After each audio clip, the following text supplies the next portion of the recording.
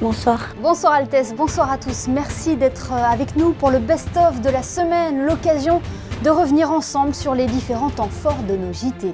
Cette semaine, nous aurons eu l'honneur de recevoir Son Altesse Sérénissime la Princesse Stéphanie pour évoquer les commémorations du centenaire de l'anniversaire du Prince Régnier III, commémorations qui débuteront le 31 mai sur le Rocher. Nous aurons également évoqué la Journée internationale des droits des femmes et l'accord historique trouvé entre les États membres de l'ONU pour protéger la haute mer. Culture, gastronomie, économie auront été aussi abordés dans nos éditions de la semaine. Sans plus attendre, voici le best-of proposé par Sébastien Mésadry.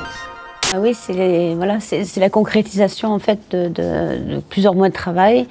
Et c'est vrai que c'est toujours ça arrive vite. Et puis là, ça y est, c'est là. Donc avec les premiers événements à la fin du mois de mai pour l'anniversaire du prince. Mais c'est vrai que c'est un grand jour parce que ça y est, tout est en place et on va passer une belle année à rendre hommage à mon papa. Vraiment un hommage au prince et tout ce qu'il a fait pour notre pays et dont on profite encore et ce qu'il fait encore, et aussi pour faire découvrir aux nouvelles générations qui n'ont pas connu le prince ou quoi, pour comprendre que tout ce qu'ils voient aujourd'hui à Monaco, tout ce qui profite au niveau social, au niveau je veux dire de la construction, tout est parti du prince et de sa vision des choses. Je pense que c'est on lui doit, je crois, on lui doit cette forme de respect, toutes ces commémorations et la célébration de l'homme incroyable qu'il était, aussi bien homme d'État, aussi bien juste homme. Et puis voilà, c'est un papa merveilleux, même si parfois, force de s'occuper aussi je le dis souvent, dans son rôle de chef d'État et de s'occuper des autres monégasques qu'il considérait aussi comme ses enfants. Là, il m'a manqué aussi beaucoup parce qu'il travaillait énormément, mais voilà, je trouvais qu'il méritait qu'on lui rende cet hommage pendant cette année. Tout à fait, même si les choses avancent et que l'année est riche en actions, il y a encore des chantiers qui doivent être ouverts en matière d'égalité, puisque je rappelle qu'une étude a été réalisée par l'INSEE sur les écarts de salaire à Monaco et que celle-ci a montré que dans le secteur privé en particulier, il y avait des écarts en défaveur des femmes. C'est important de faire ce point-là toutes les années, même si cette journée, ça devrait être toute l'année, les droits des femmes, mais c'est important parce qu'on voit que malheureusement la situation dans le monde pour un certain nombre de femmes n'est pas réjouissante en matière de droits à cause des crises, à cause des guerres. Donc c'est aussi se rappeler que rien n'est acquis en matière de droits des femmes et qu'il faut continuer à les porter et continuer à porter ce sujet d'égalité homme-femme. Il est historique aussi en raison des enjeux. Donc les enjeux économiques, géostratégiques, environnementaux sont énormes, ils sont colossaux. Donc d'eux dépendent la survie de nos océans, mais aussi la survie de l'humanité, si j'ose dire. Le texte s'articule autour de plusieurs éléments. Donc, autour des aires marines protégées, autour des études d'impact environnemental, autour des ressources génétiques marines, et autour du renforcement des capacités et du transfert des technologies.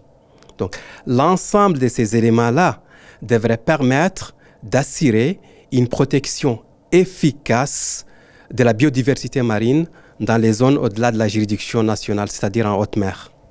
Alors, Monaco a joué un rôle indispensable. Ce rôle, il est historique. Donc, vous savez, comme je disais, que cet accord, les négociations ou la préparation de cet accord a commencé il y a presque 20 ans. Et Monaco était au rendez-vous de toutes les étapes.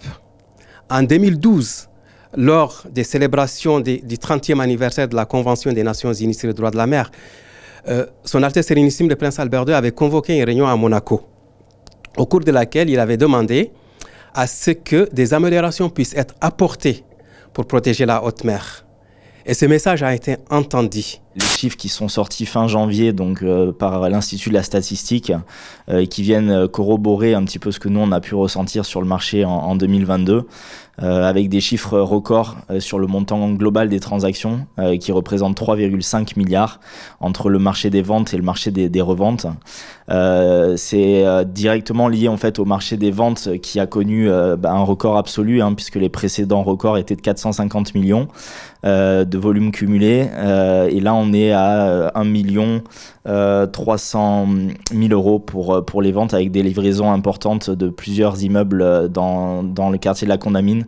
Je pense au 45 rue Grimaldi, Villa Portofino aussi au Square Gasto, et l'immeuble de l'Exotique à l'entrée de ville au Jardin Exotique. Alors on va dire que sur les reventes, on va parler plutôt des reventes au prix du mètre carré. On est à 51 000 euros pour l'année 2022. C'est très proche du record qu'on avait atteint en 2021 qui était de 52 000 euros. C'est une progression sur les 10 dernières années de près de 80%. Pendant le Covid, les prix avaient légèrement baissé, mais c'était très très minime. C'est surtout le volume de revente qui avait un petit peu fléchi. Et là, aujourd'hui, donc depuis 2021, on a eu un fort rebond qui s'est stabilisé en 2022 et qui, je pense, devrait repartir à la hausse pour 2023. Nous abordons là vraiment la deuxième partie de notre programmation, ce deuxième semestre qui se déroulera jusque fin mai pour le programme tel qu'il avait été annoncé pour le théâtre, mais qui va jouer un petit peu les prolongations au mois de juin, puisque nous allons avoir une pièce tirée du roman de Delphine Orvilleur, Il n'y a pas de hasard, dans le cadre de la semaine des rencontres philosophiques.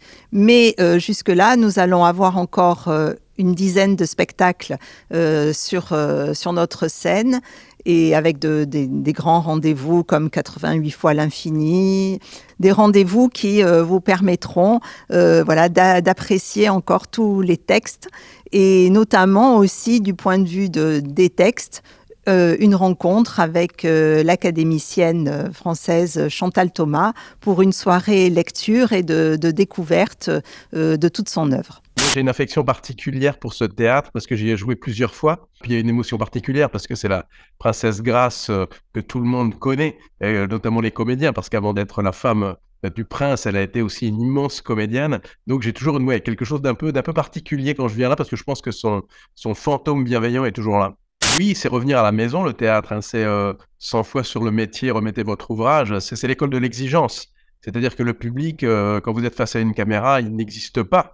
Quand vous êtes face à un public dans une salle de théâtre, il a payé pour que vous lui procuriez des émotions, pour que vous le fassiez rire. Et on lui doit quelque chose. Ça confère une grande responsabilité aux comédiens qui jouent. Et j'aime bien ça. Ça rappelle aussi la popularité qu'on peut avoir. On peut mesurer sa popularité en tournée, si les salles sont pleines ou vides. Et là, pour le moment, on a de la chance, elles sont pleines. Alors cette année, on va pouvoir découvrir Yann Guillarme, Pierre Thévenoud, Tarek, Antonia de Redenger et puis surtout Alex Fredo. Alors ce sont des jeunes talents, ou des talents en devenir. Alors certains ont un petit peu roulé leur boss comme Yann Guillarme, mais on a imaginé avec notre partenaire Rire et Chanson, puisque je vous confirme également, comme pour l'année dernière, que cet Open du Rire, ou en tout cas ce spectacle multi-artiste, sera repris en direct sur la radio Rire et Chanson sur le plan national. Donc c'est quelque chose de fort et d'important pour notre festival, puisque ça va faire parler à toute la France de ce festival pour la deuxième fois, puisque l'année dernière ils avaient conclu le même accord. Et ensemble, on a fait cette programmation avec ces jeunes artistes, où on a fait un petit panache, où vous aurez un petit peu de tout. Vous aurez du sniper, vous aurez du truc un peu plus relax, et puis alors une jeune femme qui est Antonia, qui vraiment vaut la peine de venir. Et là, ça sera le samedi. C'est un bonheur intense et immense, mais c'est pour la maison pour laquelle nous travaillons et le plaisir partagé avec tous. Et puis le rayonnement aussi de la principauté que vous savez que j'adore et que j'affectionne. C'est très difficile de les obtenir et c'est aussi très difficile de les garder. Mais en fait, avec le temps, j'ai compris une chose, qu'il fallait que nous fassions simplement ce que nous savons faire, c'est de faire bien, de faire bon, avec beaucoup de respect, de loyauté et avec une vraie histoire, avec une vraie conviction dans ce que nous faisons. Nous ne devons pas faire la cuisine juste pour plaire, nous faire la cuisine pour les autres et pas juste pour plaire à notre ego personnel. Parce qu'avant tout, c'est le partage qui prime.